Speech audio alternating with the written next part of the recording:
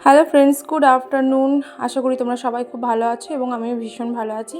আর আমার ছোট্ট ভিডিওতে তোমাদেরকে জানাই অনেক অনেক স্বাগত। এখন বাজে প্রায় 4:30। সৃষ্টি আর বাবান কেউই আজকে ঘুমায়নি, তো ভাবলাম যে বিকেলবেলা ওদেরকে একটুখানি তরমুজ কেটে দিই। আর তরমুজটা না দেখবে একটু ঠান্ডা ঠান্ডায় ভালো লাগে, আর ভেতরটা ভীষণ লাল। আমি তো খেয়ে দেখিনি, তবুও মা বললো যে ভীষণ মিষ্টি।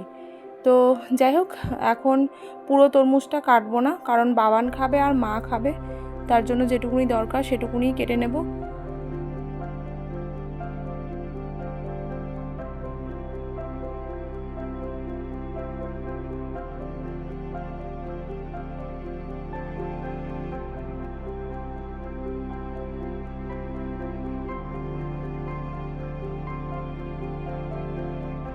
এই তরমুজটা না বাবান ভীষণ ভালো খায়, আর সৃষ্টি খুব একটা ভালো খায় না তরমুজ। ও এই যে তরমুজের ভেতরে যে বীজগুলো থাকে না, ওই জন্যই ও বিরক্ত হয়।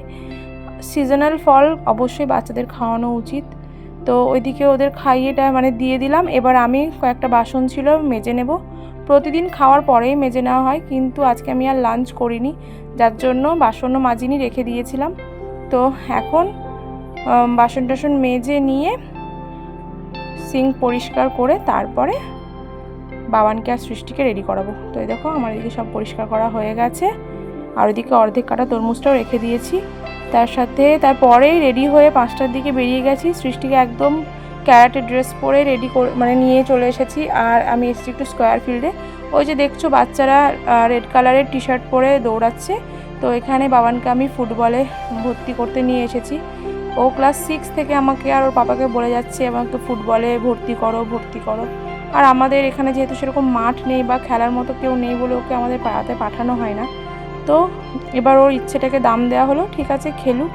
তো আজকে তো ফর্ম নিয়ে আসলাম, আজকে আর ও খেলতে পারলো না। নেক্সট ডে যেদিনকে যাব সেদিনকে একদম পুরো রেডি করে নিয়ে যেতে বলেছে। তারপরে সৃষ্টিকে ক্যারাটে ক্লাসে নিয়ে চলে এসেছি। তো তার সাথেই বাবানকে বললাম যে তুই বাড়ি চলে যা, তোর তো আর কাজ নেই। তো বললো যে না মামা, আমি বাড়ি যাব না, আমার এখানেই ভালো লাগছে। আর তার সাথে আজকের ওয়েদারটা এত ভালো ছিল যে বসে থাকতে কি ভালোই না লাগছিল। বাড়ি চলে আসার পরে অনেক কাজ করা হয়েছে, এদেরকে পড়ানো হয়ে গেছে, আর এখন বাজছে রাত্রি 10টা। তো সৃষ্টিকে বলছি তুই নাম, আমি বিছানাটা ঝেড়ে দিই, কারণ আমার ভীষণ টায়ার্ড লাগছিল।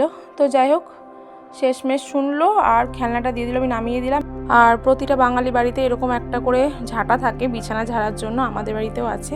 তাহলে চলো বন্ধুরা, আবার কালকে সকালে উঠতে হবে। আর আজকের ভিডিওটি এখানেই শেষ করছি। ভালো লাগলে লাইক শেয়ার কমেন্ট করে দিও, আর ছোট্ট মোটো চ্যানেলটিকে সাবস্ক্রাইব করে পাশে থেকো। বাই।